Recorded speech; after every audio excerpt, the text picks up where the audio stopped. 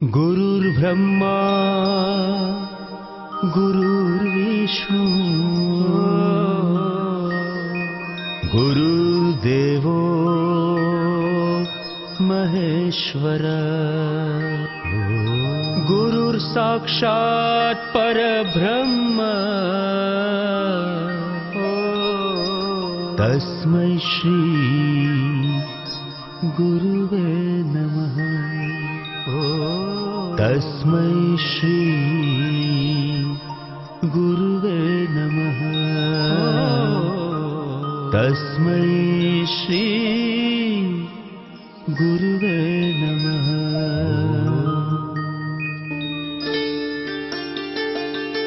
प्रथम कमल श्री गुरु चरण वंदन बारंबार।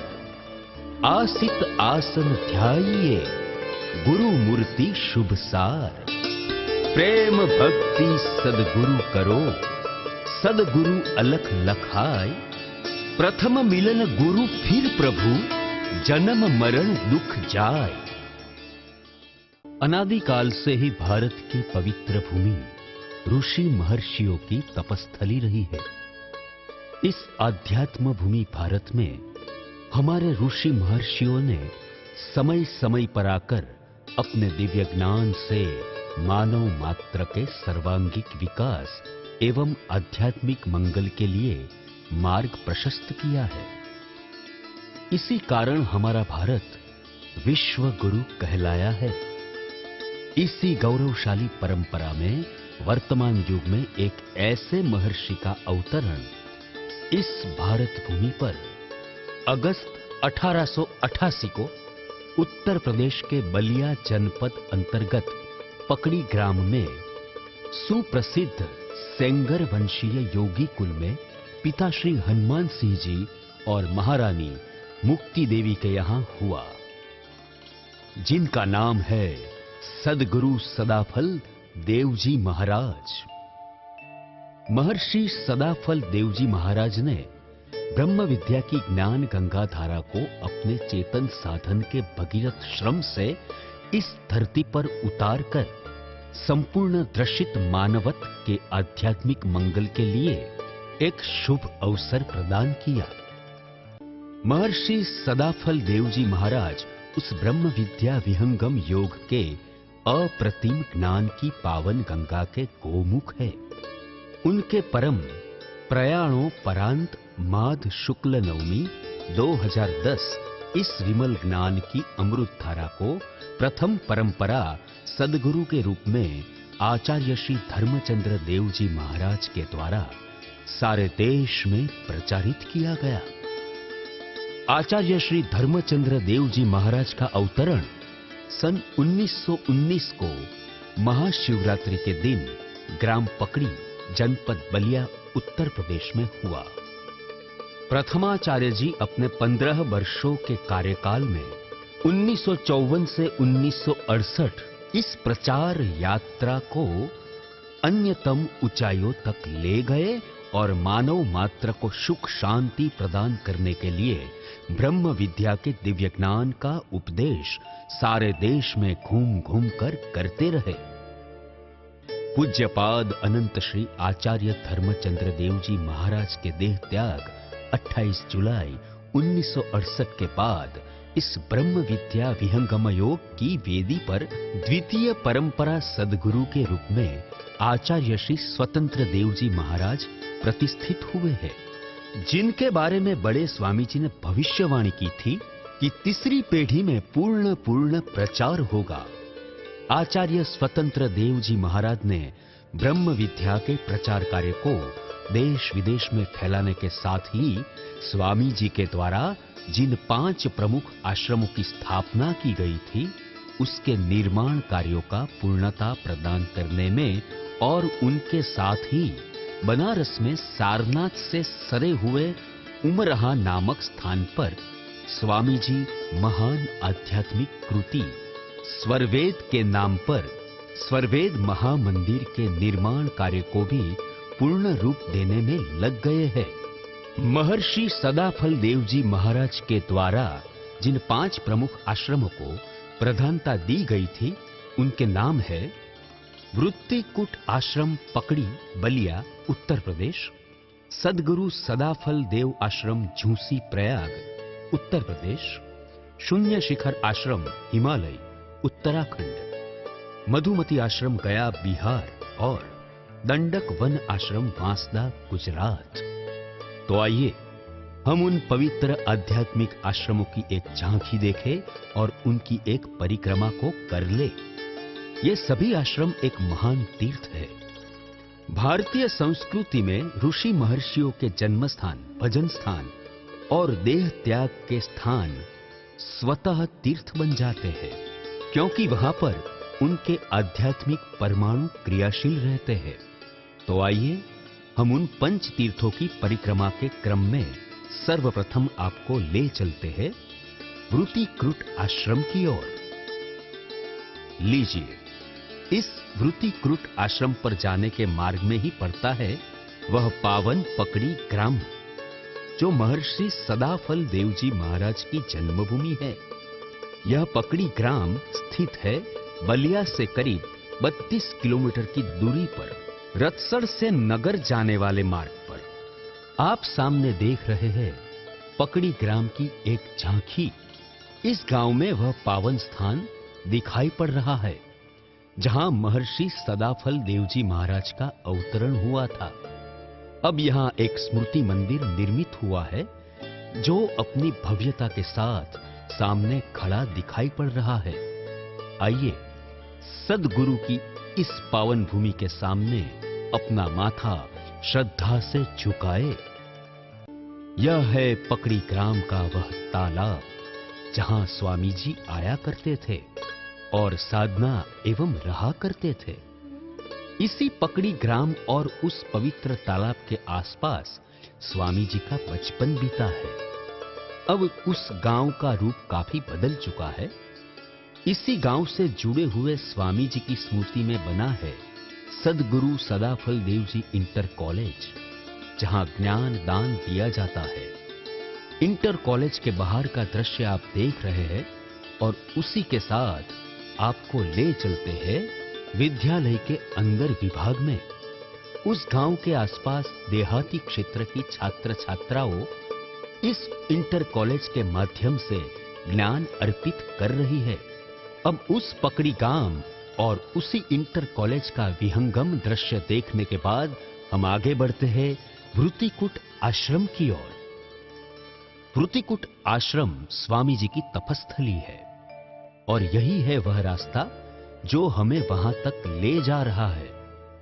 पकड़ी ग्राम से 3 किलोमीटर की दूरी पर स्थित यह आश्रम अब सामने दिखाई पड़ने लगा है। आश्रम की चारों दीवारी जो मानो हमें अपनी ओर आरूढ़ कर रही है। अब देखिए यह विशाल मुख्य द्वार जो हमें याद दिलाता है किसी प्राचीन की भव्यता और दिव्यता का। अब खुलते हुए मुख्य द्वार को थोड़ी देर देखते रहिए और भीतर में आनंद की घटा उठने दीजिए, क्योंकि अब आप प्रवेश करने जा रहे हैं वृत्तिकुट आश्रम के अंदर। लीजिए, अंदर में फूलों का सौंदर्य अपना सौरभ लुटा रहा है। उस फूलों के सौंदर्य पर आंखों को थोड़ा ठहरने दीजिए। अब सामने खड़ी है स्वामी जी की साधना गुफा, जो अब 5 मंजिले भवन का रूप ले चुकी है। पहले यहां एक कच्ची गुफा थी जहां बड़े स्वामी जी साधना किया करते थे। इसी तपस्थली गुफा के सामने दिखाई पड़ रहा है यह पवित्र ब्रह्मकूप। यहां स्वामी जी स्नान किया करते थे और इसी के सामने है ब्रह्म विद्या वेदी, जहां बैठकर स्वामी जी ब्रह्म विद्या का उपदेश दिया करते थे। अब थोड़ा सोचकर उसकी महिमा का ज्ञान लीजिए। इसी वृत्तिकुट आश्रम पर नित्य अनादि सदगुरु प्रकट हुए। बचपन में स्वामी जी को दर्शन दिए थे, जिसके संबंध में स्वामी जी ने लिखा है, वृत्तिकुट मम धाम पर सदगुरु दर्शन दीन, मैं अज्ञान अबोध में चरण पकड़ नहीं लीन। अब देखिए, सामने दिख रहा है भव्य संत निवास। उसी के पार्श्व में यह बगीचा मुस्कुरा रहा है अपनी हरियाली के साथ। अब थोड़ा आगे है पवित्र समाधि स्थल। लीजिए, श्रद्धा से सर झुकाकर उस पावन परिसर को प्रणाम कीजिए। यह है बाबा स्कंभ मुनि की समाधि। महारानी मुक्ति देवी की समाधि, माता कमला देवी की समाधि, माता विमला देवी की समाधि, आचार्य श्री धर्मचंद्र देव जी महाराज की समाधि। और अब देखिए एक ऐतिहासिक समाधि, स्वामी जी की जटा समाधि। भारत की स्वतंत्रता के लिए रखे गए जटा की यह समाधि हमें बहुत कुछ कह जाती है। देश की आजादी के बारे में एक और शांत समाधि दिख रही है, स्वामी जी के अनन्य शरण शिष्य संत योगानंद जी की समाधि। समाधि दर्शन के पश्चात अब चले यज्ञशाला की ओर। लीजिए, यज्ञ मंडप और उसका पावन परिसर प्राचीन ऋषि मुनियों की याद दिलाता है। पूरे आश्रम परिसर के विहंगम दृश्य पर एक दृष्टि डाल के हम अब वापस चले, मगर इस तीर्थ की महिमा को जान ले जिसके बारे में कहा गया है, वृति क्रुट सम याही जग, तीरथ परगट होय, जीवन मुक्त दर्शन मिले, कांक हंसपति होय। उस परम तीर्थ के दर्शन के बाद अब चले यहां से थोड़ी दूर स्थित खारी ग्राम में। यह रहा खारी गांव के उस स्थान का दृश्य जहां पर स्वामी जी के स्वरूप में स्वयं नित्य अनादि सद्गुरु प्रकट हुए थे। नित्य अनादि सद्गुरु प्रागट्य स्थल पर अब देखिए सामने खड़ा है एक स्मृति भवन। यह स्थान भी संत समाज के लिए एक पावन तीर्थ बन गया है। अभी बहुत जगह जाना है, तो यहां से आगे बढ़ते हैं। यह है सद्गुरु सदाफल देव जी महाराज की तपोभूमि।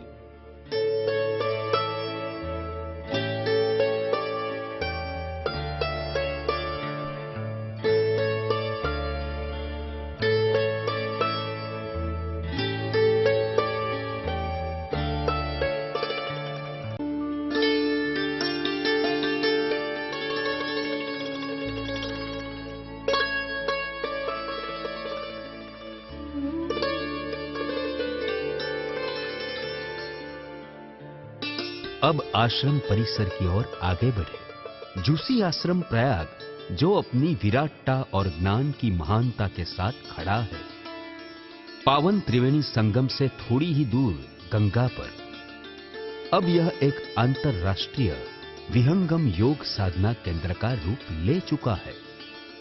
गंगा का मनोहरी दृश्य अपनी संपूर्ण छटा के साथ तरंगापित है और कल कल निनाद से बढ़ती उसकी जलधारा मानो महर्षि सदाफल देवाश्रम की आध्यात्मिक दिव्यता का अनवरत गान करती जा रही है। सामने दिख रहा है जूसी आश्रम परिसर का एक विहंगम दृश्य। अब दिखलाई पड़ने लगा है महामंदिर का संपूर्ण बाहरी भाग। इस महामंदिर की महिमा और गरिमा झलक रही है उस छायांकन में। स्वामी जी का भूतल में स्थापित संगे मरमर की भव्य प्रतिमा आध्यात्मिक से ओतप्रोत आशीर्वाद की गई मुद्रा में दिखाई पड़ रही है। दीवारों पर लिखी हुई आध्यात्मिक सुर्खियां सद्गुरुदेव की दिव्य वाणी हमें बहुत कुछ बतलाती रही है। इन्हें केवल देखिए नहीं, थोड़ा इन पर मन में विचार भी कीजिए। अब महामंदिर की ऊपर मंजिल की ओर दृष्टि करते हैं। प्रत्येक तल्ले पर स्वामी जी की अलग 4 मंजिलों में स्थापित प्रतिमा देखकर हृदय भर उठा है।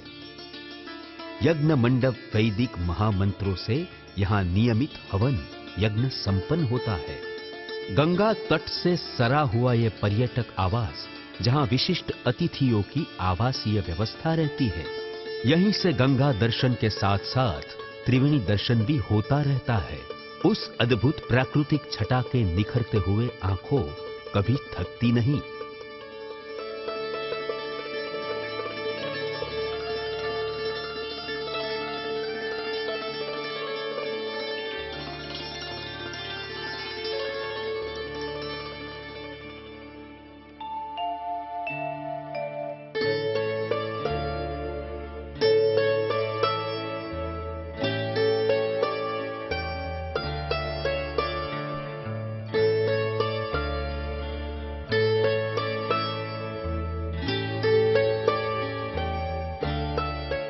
अब यह है आश्रम का उद्यान। फलों की सुगंधी सुरभि से यह परिसर मन को मुग्ध कर देता है। सामने दिख रहा है यह ब्रह्म विद्या वेदी, जिस पर बैठकर स्वामी जी ब्रह्म का उपदेश दिया करते थे। यह दिखलाई पड़ रही है तपस्थली गुफा, जहां स्वामी जी ने साधना की थी और अंतिम समय में देह त्याग करने के बाद 15 मिनटों तक आकाशवाणी की थी। मैं बाहर से बोल रहा हूं, शरीर के अंदर से नहीं। योगी अक्षर मंडल से बोलता है। मैं आप लोगों को देख रहा हूं, आप लोग मुझको नहीं देख सकते। ये योगी की महिमा है। बड़े योगी का शरीर है। चंदन फूल माला पहनाकर समाधि में रखे। अच्छा, अब हम जाते हैं।